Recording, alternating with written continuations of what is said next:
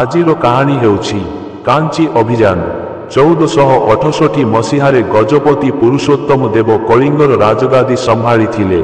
ସେହି ସମୟରେ ପୁରୁଷୋତ୍ତମ ଦେବ ଏବଂ ତାଙ୍କ ଭାଇମାନଙ୍କ ମଧ୍ୟରେ ରାଜଗାଦିକୁ ନେଇ କଳହ ସୃଷ୍ଟି ହୋଇଥିଲା।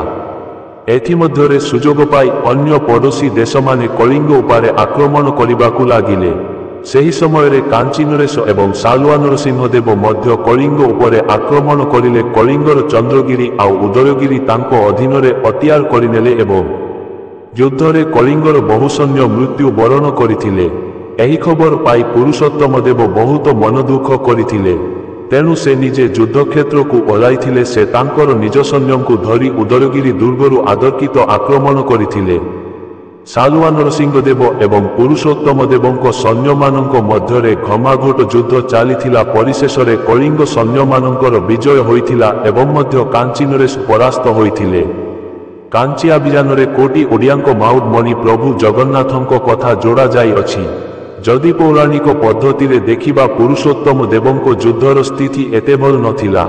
ଦିନକର କଥା, ପୁରୁଷୋତ୍ତମ ଦେବ ଥରେ କାଞ୍ଚି ଅଭିଯାନରେ ଯାଉଥିଲେ। ସେହି ସମୟରେ କାବେରୀ ନଦୀ କୂଳରେ କାଞ୍ଚି ରାଜ୍ୟର ରାଜକୁମାରୀ ପଦ୍ମାବତୀଙ୍କୁ ଦେଖି ମୋହିତ ହୋଇଥିଲେ ଏବଂ ରାଜା ପୁରୁଷୋତ୍ତମ ଦେବ ତାଙ୍କୁ ବିବାହ କରିବାକୁ ମନ କରିଥିଲେ। ପୁରୁଷୋତ୍ତମ ଦେବ ମନ୍ତ୍ରୀ ବିଦ୍ୟାନିଧିଙ୍କ ମାଧ୍ୟମରେ କାଞ୍ଚି ନରେଶଙ୍କୁ ତାଙ୍କ ରାଜକୁମାରୀ ପଦ୍ମାବତୀଙ୍କୁ ବିବାହ କରିବା ପାଇଁ ପ୍ରସ୍ତାବ ପଠାଇଲେ, କିନ୍ତୁ କାଞ୍ଚି ନରେଶ ତାଙ୍କ ମନ୍ତ୍ରୀଙ୍କୁ ଆଦେଶ ଦେଲେ ଯେ ରାଜା ପୁରୁଷୋତ୍ତମ ଦେବଙ୍କ ବିଷୟରେ ତଥ୍ୟ ସଂଗ୍ରହ କରିବାକୁ କଳିଙ୍ଗ ପଠାଇଲେ।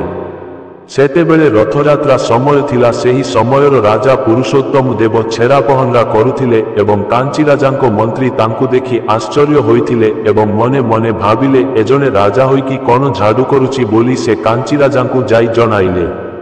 ଏହି ଖବର ଜାଣିବା ମାତ୍ରେ କାଞ୍ଚି ରାଜା ବିବାହ ପ୍ରସ୍ତାବକୁ ପ୍ରତ୍ୟାଖ୍ୟାନ କରିଦେଇଥିଲେ ଏବଂ କହିଥିଲେ, ମୋ ଝିଅକୁ ଗୋଟେ ଝାଡୁଦାର ସହିତ ବିବାହ କଦାପି ଦେବିନି କହି ବିବାହ ପାଇଁ ମନା କରିଥିଲେ।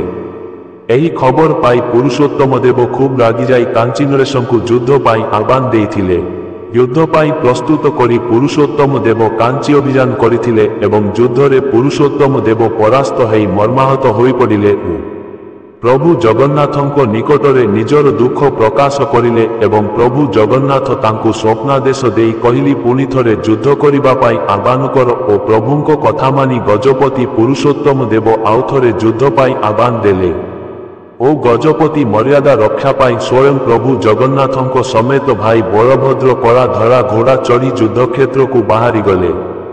ବାଟରେ ମାଣିକ ନାମକ ଏକ ଗୌଡ଼ୁଣୀ ଡାକୁଥିଲା, ଦହିନବ ମିଠା ଦହି ଏମିତି କହିଯାଇଥିବା ପ୍ରଭୁ ଶୁଣିଲେ ଓ ତାକୁ ଅଟକାଇ ଦହି ପିଇଥିଲେ ଏବଂ ପ୍ରତିବଦଳରେ ଧନ୍ୟବାଦ ଅର୍ପଣ କରିଥିଲେ। ଗୌଡ଼ୁଣୀ ତା ମୂଲ୍ୟ ମାଗିବାରୁ ପ୍ରଭୁ କହିଲେ, ପଛରେ ଗଜପତି ମହାରାଜା ଆସୁଛନ୍ତି, ସିଏ ଦେଇଦେବେ। ସାମାନ୍ୟ ପାଇକ ଦୁଇ ଭାଇଙ୍କ ପାଇଁ ଗଜପତି ମହାରାଜା କ'ଣ ପାଉଣା ଦେବେ ଭାବି ସେ ପ୍ରଭୁଙ୍କ କଥାର ସେ ଅରାଜି ହେବାରୁ ପ୍ରଭୁ ତାଙ୍କ ହାତରୁ ରତ୍ନମୁଦି କାଢ଼ି ମାଣିକକୁ ଦେଲେ ଏବଂ କହିଲେ, ତୁମେ ଏହା ଗଜପତିଙ୍କୁ ଦେଇ ତୁମ ମୂଲ୍ୟ ତୁମେ ନେଇଯିବ। ସାମାନ୍ୟ ଗୌଡ଼ୁଣୀ କାହୁଁ ବୁଝିବ ରତ୍ନମୁଦିର ମୂଲ୍ୟ, ତେଣୁ ସେ ରତ୍ନମୁଦି ନେଇ ସେଠାରେ ଅପେକ୍ଷା କରିଥିଲା।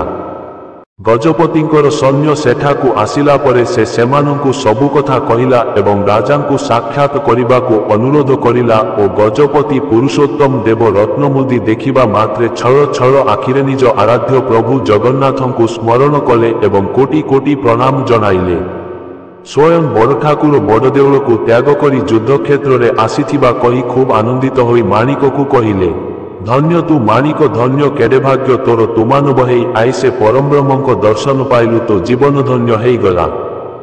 ସେତିକି କହି ରାଜା ପୁରୁଷୋତ୍ତମ ଦେବ ଆଗକୁ ବଢ଼ିବାକୁ ଲାଗିଲେ ଏବଂ ମାଣିକ ନାମରେ ସେହଦିନଠାରୁ ଗାଁର ନାମ ମାଣିକପାଟଣା ଦିଆଗଲା। ଏତ ଗଲା ପୌରାଣିକ କାହାଣୀ। ଯୁଦ୍ଧରେ ପୁରୁଷୋତ୍ତମ ଦେବ ଦେଖିଲେ ଦୁଇ ଭାଇ କଳାଧଳା ରଙ୍ଗର ଘୋଡ଼ା ଚଢ଼ି ଶତ୍ରୁ ସୈନ୍ୟଙ୍କର ସଂହାର କରୁଥିଲେ। ପ୍ରଭୁଙ୍କୁ ଦେଖି ରାଜା ପୁରୁଷୋତ୍ତମ ଦେବ ବହୁତ ଆନନ୍ଦିତ ହୋଇଗଲେ। ଶେଷରେ କାଞ୍ଚି ରାଜାଙ୍କୁ ପରାସ୍ତ କରି ବିଜୟର ପ୍ରାପ୍ତ ହେଲେ। ବିଜୟ ପରେ ଗଜପତି ରାଜା ଚାହିଁଥିଲେ କାଞ୍ଚି ରାଜ୍ୟକୁ ନିଜ ରାଜ୍ୟରେ ମିଶେଇ ପାରିଥାନ୍ତେ ଏବଂ କାଞ୍ଚି ରାଜାଙ୍କୁ ଓ ସାଲୁଆ ନରେଶଙ୍କୁ ମଧ୍ୟ ବନ୍ଦୀ ବନେଇ ପାରିଥାନ୍ତେ, କିନ୍ତୁ ସେ ସେମିତି ନକରି କାଞ୍ଚିର ରାଜକୁମାରୀଙ୍କୁ ଗୋଟେ ଝାଡୁଦାର ସହିତ ବିବାହ କରେଇବେ ବୋଲି ପ୍ରତିଶ୍ରୁତି କରିଲେ। କାହିଁକିନା କାଞ୍ଚି ରାଜା ତାଙ୍କୁ ଝାଡୁଦାର କହି ଉପହାସ କରିଥିବାରୁ ସେହି ରାଗର ପ୍ରତିଶୋଧ ନେବାକୁ ଯାଇ ଗଜପତି ମହାରାଜା ତାଙ୍କ ମନ୍ତ୍ରୀଙ୍କୁ ଆଦେଶ ଦେଲେ।